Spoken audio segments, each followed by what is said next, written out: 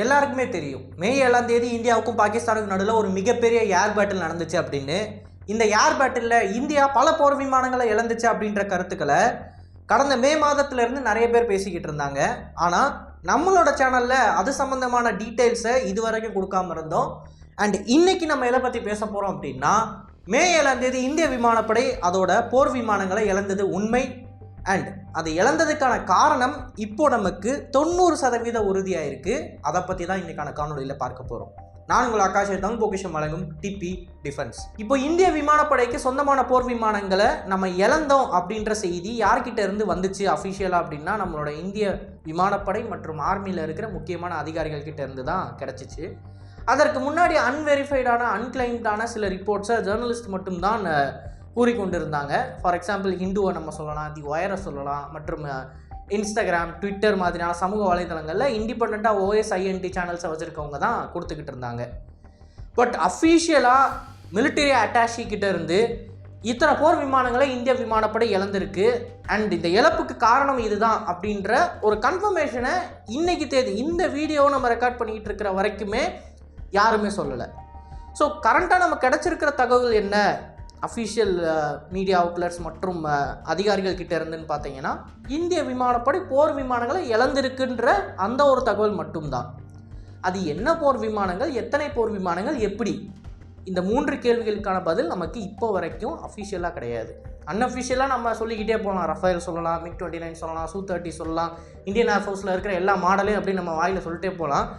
But ஆக்சுவலாக என்ன நடந்திருக்குன்றத பொறுமையாக தான் நம்மளோட இராணுவ அதிகாரிகள் வெளியே கொண்டு வருவாங்க. அது வரைக்கும் நம்ம காத்திருந்து தான் ஆகணும். பட் ஒரு முக்கியமான மேட்ரு இந்தோனேஷியாவில் நடந்த கான்ஃபரன்ஸின் மூலமாக எல்லாருக்குமே தெரிய வந்திருக்கு. அது ஒரு பெரிய கிளர்ச்சியை கிளப்பியிருக்கு இந்திய டிஃபென்ஸ் அனாலிசிஸ் மத்தியில். அது என்னன்னு பார்த்தீங்கன்னா, only under government constraints we lost our fighter jet அப்படின்ற டேக்லைன் தான். அதாவது இந்திய அரசாங்கத்தோட ஒரு கட்டுப்பாட்டின் காரணமாக தான் இந்திய விமானப்படை போர் விமானங்களை இழந்துச்சு அப்படின்றது.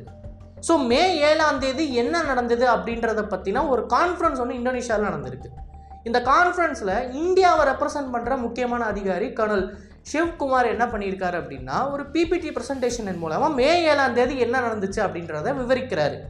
அதில் அவர் சொல்லக்கூடிய கருத்து எப்படி ஆரம்பிக்குதுன்னு பார்த்தீங்கன்னா, மே 7 we were given directives to attack only the terrorist camps, not any Pakistani military establishment அப்படின்றது.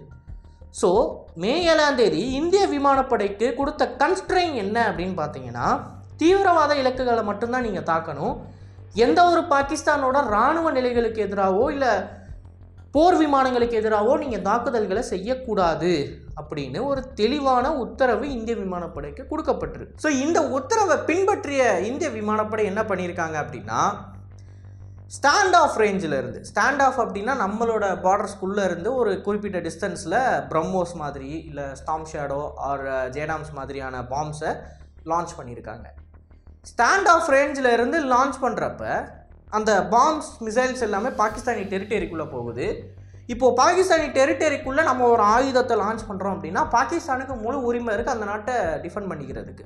ஸோ பாகிஸ்தான் என்ன பண்ணியிருக்காங்க அப்படின்னா, அவங்களும் ஸ்டாண்ட் ஆஃப் ரேஞ்சில் இருந்துட்டு அவங்களோட பார்டரை கிராஸ் பண்ணி இந்தியாவுக்குள்ளே வரல. எப்படி நம்மளோட பார்டரை கிராஸ் பண்ணி உள்ளே போலையோ அதே மாதிரி தான் அவங்களும் அவங்களோட டெரிட்டரிக்குள்ளேயே இருக்காங்க. அவங்க டெரிட்டரிக்குள்ளே இருந்து அமெரிக்கன்ஸோட ஆம்ராம்ஸையோ இல்லை சீன தயாரிப்பான PL-15 லான்ச் பண்ணியிருக்காங்க. இதெல்லாம் BVR capable missiles. So Indian ஏர்ஃபோர்ஸுக்கு இருக்கக்கூடிய ஆப்ஷன் என்ன அப்படின்னு பார்த்தீங்கன்னா, பாகிஸ்தான் லான்ச் பண்ணுற இந்த ஏவுகணைகள் கிட்டே இருந்து தப்பிக்கிறது மட்டும்தான். நம்ம ஏற்கனவே பேசியிருப்போம், இந்த ஏவுகணையை தடுக்கிறத விட இந்த ஏவுகணையை லான்ச் பண்ணுற பிளாட்ஃபார்ம் அடிக்கிறது தான் பெஸ்ட் ஆப்ஷன் அப்படின்னு. அது பாமர்ஸாக இருக்கலாம் இல்லை ஃபைட்டர் ஜெட்ஸாக இருக்கலாம். ஸோ அதே மாதிரி பாகிஸ்தானோட போர் விமானங்களை தாக்குறது தான் பெஸ்ட் ஆப்ஷன் நம்ம தற்காத்து கொள்றதுக்கு. இன்ஸ்டன்ட் அவங்க ஏவுகணையை லான்ச் பண்ணதுக்கப்புறமா அந்த ஏவுகணை கிட்டேருந்து தப்பிக்கிறதுலாம் ஒரு நல்ல ஆப்ஷனே கிடையாது. ஆனால் அந்த ஆப்ஷனை தான் மே 7ஆம் தேதி நம்மளோட இந்திய விமானப்படைக்கு இந்திய அரசாங்கம் கொடுத்துருக்கு. நீங்கள் பாகிஸ்தானோட போர் விமானங்களை தாக்கக்கூடாது, பாகிஸ்தானிய போர் விமானங்கள் கிட்டேருந்து தப்பிக்கிறது மட்டும்தான் அவங்களோட வேலை. மிசைல்ஸை லான்ச் பண்ணுங்கள், get the hell out of there அப்படின்றது மட்டும்தான் அவங்களோட ஆர்டர்ஸ்.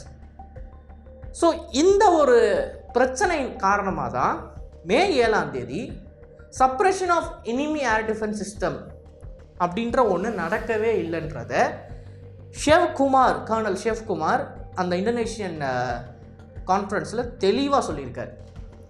அண்ட் அவர் மேலும் முக்கியமாக சொல்லக்கூடிய கருத்து என்னன்னு பார்த்தீங்கன்னா, மே 7 நடந்த அந்த கான்ஃப்ளிக்டை மட்டுமே வச்சுக்கிட்டு இந்திய விமானப்படை இத்தனை போர் விமானங்களை இழந்துருச்சு அப்படின்னு சொல்லிக்கிட்டு இருக்காங்க. ஆனால் மே 7 தொடர்ந்து மே 10 வரைக்கும் ஏரியல் பேட்டில்ஸ் அப்படின்றது டெய்லி நடந்துக்கிட்டு தான் இருந்துச்சு. நாங்கள் தீவிரவாதி நிலைகளுக்கு மட்டும் எதிராக தாக்குதல் நடத்தலை, பாகிஸ்தானோட மிலிட்டரி ஏர்பேஸுக்கும் அவங்களோட ஏர் டிஃபென்ஸ் சிஸ்டம்ஸுக்கும் எதிராக நாங்கள் தாக்குதல் நடத்தினோம். ஆனால் அந்த தாக்குதலின் பொழுது ஒரு இந்திய விமானப்படையோட போர் விமானம் கூட சுட்டு வீழ்த்தப்படவில்லை. மே 7 நடந்த இந்த சம்பவத்துக்கு அப்புறமா இந்திய அரசாங்கம் இந்திய விமானப்படைக்கு கன்ஸ்ட்ரெயினை ரிமூவ் பண்ணியிருக்காங்க. நீங்கள் தாராளமாக பாகிஸ்தானி ஏர்பேஸஸையோ இல்லை மிலிட்டரி ஆசட்ஸையோ டார்கெட் பண்ணலாம் அப்படின்னு.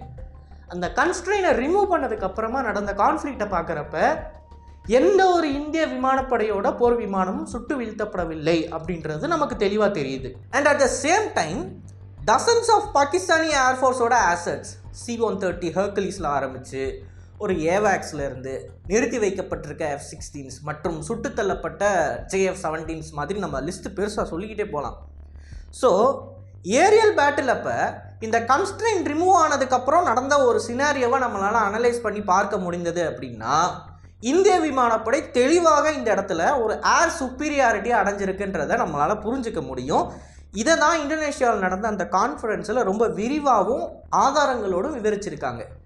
இந்த ஆதாரங்களோட நம்ம விவரித்த காரணத்தினால் பாகிஸ்தானி இராணுவம் அந்த கான்ஃபரன்ஸை அட்டனே பண்ணலை, வாக் அவுட் பண்ணிட்டாங்க. அந்த அளவுக்கு நம்மக்கிட்ட எவிடன்ஸ் ப்ராப்பராக இருக்குது, யுக்திகளும் தயாராக இருந்திருக்கு. ஸோ இந்த கான்ஃப்ளிக்டை அனலைஸ் பண்ணக்கூடிய நபர்கள் 2 விதமாக இருக்காங்க. ஒன்று என்ன அப்படின்னு பார்த்தீங்கன்னா, மே 7 நடந்த ஒரு கான்ஃப்ளிக்டை மட்டுமே வச்சுக்கிட்டு இந்தியன் கவர்மெண்ட் இந்தியன் ஏர்ஃபோர்ஸுக்கு மேலே கொடுத்த இந்த கன்ஸ்ட்ரெயினை பற்றி கருத்தில் எடுத்துக்கொள்ளாமல் இன்டர்நெட்டில், குறிப்பாக சொல்லணும் அப்படின்னா யூடியூப்பில், இந்திய விமானப்படை முதல் நாள்லேயே இத்தனை விமானங்கள் இழந்திருக்கு அப்படின்ற ஒரு செய்தியை, ஒரு நரேட்டிவை செட் பண்ணுறாங்க.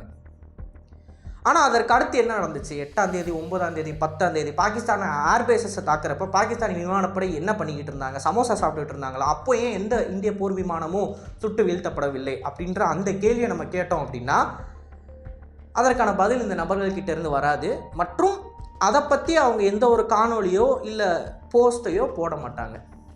ஸோ தெளிவாக நீங்கள் ஒரு பயாஸை இந்த கான்ஃப்ளிக்டில் பார்க்க முடியும். ரஷ்யன்ஸுக்கு இஸ்ரேலுக்கு அகெயின்ஸ்டாக இருக்கக்கூடிய நபர்கள், இந்த நபர்கள் எல்லாருமே ட்வீட் அண்ட் யூடியூப்பில் வீடியோஸ் போட்டுக்கிட்டு இருப்பாங்க. ஃபார் எக்ஸாம்பிள் இஸ்ரேல் ஏஜென்சியை நம்ம சொல்லலாம். ஸோ இந்த நபர்கள் எல்லாரும் அந்த ஒரு நாள் கான்ஃப்ளிக்டை மட்டும்தான் பேசியிருப்பாங்க. அடுத்து என்ன நடந்துச்சு, இந்தியா பண்ண ரெஸ்பான்ஸை பற்றி அவங்க பேசவே மாட்டாங்க. ஏன்னா அப்படி பேசுனாங்கன்னா உண்மை என்ன அப்படின்றது தெரிஞ்சிடும். ஸோ தெளிவாக மக்களுக்கு ஒரு விஷயத்தை இவங்க எல்லாரும் பண்ணிக்கிட்டு இருக்காங்க. நடந்ததில் ஒன்றை மட்டும் சொல்லிவிட்டு இன்னொன்று சொல்லாமல் நரேட்டிவாக அவங்களுக்கு ஏற்ற மாதிரி செட் பண்ணுறது. 2 விதமாக நரேட்டிவ் செட் பண்ணலாம். ஒன்று பொய் பேசி நரேட்டிவ் செட் பண்ணலாம், இல்லாத ஒன்று இருக்குது அப்படின்னு சொல்லலாம். இல்லை அப்படின்னா நடந்ததில் பாதியை மட்டும் சொல்லிவிட்டு பாதியை சொல்லாமல் இருந்தோம்னாலே நமக்கு தேவையான நரேட்டிவ் ஒன்று இங்கே செட் ஆகும். அதுதான் இந்தியாவுக்கு அகெயின்ஸ்டான ப்ராப்பகேண்டாவாக பாகிஸ்தான் கையில் எடுத்திருக்காங்க. ஸோ ஃப்ரான்ஸுமே இது சம்மந்தமாக ஒரு ரீசெண்ட் ஆர்டிக்கல் ரிலீஸ் பண்ணியிருந்தாங்க. அதுலேயும் தெளிவாக சொல்லியிருக்காங்க, India lost the war in propaganda. தெளிவாக பாகிஸ்தான் பண்ண அளவுக்கு பிஆரை இந்தியா பண்ணலை. அப்படி பண்ணாததுனால தான் இன்றைக்கி தேதியில் இன்டர்நெட் முழுக்க இந்தியா தோத்துருச்சு, இந்தியா இத்தனை போர் விமானங்களை இழந்துருச்சுன்ற மாதிரியான கருத்துக்கள் இருக்குது. ஈவன் தோ இந்தியா பாகிஸ்தான் மேலே டோட்டல் ஏர் சுப்பீரியாரிட்டியை காட்டியிருந்தாலும் அப்படின்ற தெளிவான ரிப்போர்ட் வெஸ்டர்ன் மீடியாஸ் கிட்ட இருந்தே கிடைக்குது. ஸோ இன் கன்க்ளூஷன், ஆப்ரேஷன் சிந்தூரை பற்றி நம்ம என்ன பார்க்கணும் அப்படின்னா, கவர்மெண்டல் ரெஸ்ட்ரெயின்ஸ்ன்றது இந்தியன் ஏர்ஃபோர்ஸ், ஆர்மி, நேவி கிட்ட இருக்கக்கூடாது. இப்போது ஆர்மி, நேவி, ஏர்ஃபோர்ஸ் என்ன பண்ணணும் என்ன பண்ணக்கூடாது அப்படின்றத முடிவெடுக்கிறதுக்கான முழு அதிகாரமும் இந்திய அரசாங்கத்துக்கு தான் இருக்குது. நம்ம இதை முதல்ல புரிஞ்சுக்கணும். நம்மளோட நாட்டு இராணுவம் பாகிஸ்தான் இராணுவம் கிடையாது. பாகிஸ்தான் இராணுவம் அவங்க சொந்தமாக என்ன வேணால் முடிவு எடுத்துக்கலாம். அரசியலாக கஷ்டப்பட போகிறது அவங்களோட மக்கள் தான். இப்போ எப்படி அந்த மக்கள் தண்ணி இல்லாமல் கஷ்டப்படுறாங்களோ அந்த மாதிரி கடைசி வரைக்கும் அந்த மக்கள் தான் கஷ்டப்பட்டுட்டு இருக்க போகிறாங்க. இராணுவத்துக்கு பிரச்சனை இல்லை. பட் இந்திய அரசாங்கம் பொறுத்த வரைக்கும் அரசாங்கத்துக்கு தான் பவர் இருக்குது, இராணுவத்துக்கு பவர் இல்லை. ஸோ இராணுவம் என்ன பண்ணணுன்றத அரசாங்கம் முடிவு பண்ணுற பவரில் ஒரு ஸ்டேட்டஸில் இருக்கிறப்ப முடிவு பண்ணதுக்கப்புறமா ஒரு க்ரீன் லைட் ஒன்று கொடுக்குறோம் நம்மளோட ஆர்ம்டு ஃபோர்ஸஸுக்கு அப்படின்னா அதில் கன்ஸ்ட்ரெயின் வைக்கக்கூடாது ஆர் அந்த கன்ஸ்ட்ரெயின் வைக்கிறதுக்கு பின்னாடி ப்ராப்பரான ஒரு ரீசன் இருக்கணும் அப்படின்றத நம்ம உற்று நோக்கி ஆகணும் இந்த கான்ஃப்ளிக்ட்ல இருந்து. இப்போது இந்த குறிப்பிட்ட ரூலிங் அரசாங்கம் பண்ண தவறு என்ன அப்படின்னு பார்த்தீங்கன்னா, இன்சிடென்ட் நடந்துருச்சு, இந்திய விமானப்படை அதோட போர் விமானங்களை இழந்துருச்சு. இழந்ததுக்கு அப்புறமா போய் அவங்களோட ஏர்பேசஸ் அடிக்கிறோம், ஏர் டிஃபென்ஸ் சிஸ்டம்ஸ் அடிக்கிறோம், அப்புறமா ஏர் சுப்பீரியாரிட்டியில் ஒரு suppression of enemy air defense systems இந்த மாதிரியான ரோலில் ஈடுபடுறோம். இதை முன்னாடியே பண்ணியிருக்கலாம் நம்ம. ஸோ இந்தியன் ஏர்ஃபோர்ஸ் கிட்ட மே 7ஆம் தேதி அவங்க என்ன சொல்லியிருக்கலாம் அப்படின்னா, do whatever you want to do, நீங்கள் என்ன பண்ணணுமோ பண்ணுங்கள், உங்களுக்கு டார்கெட் நாங்கள் கொடுத்தாச்சு, இத்தனை டெரரிஸ்ட் முகாம்கள் இருக்குது, இந்த முகாம்களை நீங்கள் தாக்கணும், அண்ட் உங்களை நீங்கள் டிஃபெண்ட் பண்ணிக்கிறதுக்கு நீங்கள் என்ன வேணால் பண்ணிக்கோங்க அப்படின்ற ஒரு பவர் தான் இந்தியன் விமானப்படைக்கு கொடுத்துருக்கணும். ஸோ இந்த விமானப்படை அவங்களுக்கு ஏற்ற மாதிரியான டிஃபென்ஸ்லையும் அஃபென்ஸ்லையும் ஈடுபட்டிருப்பாங்க.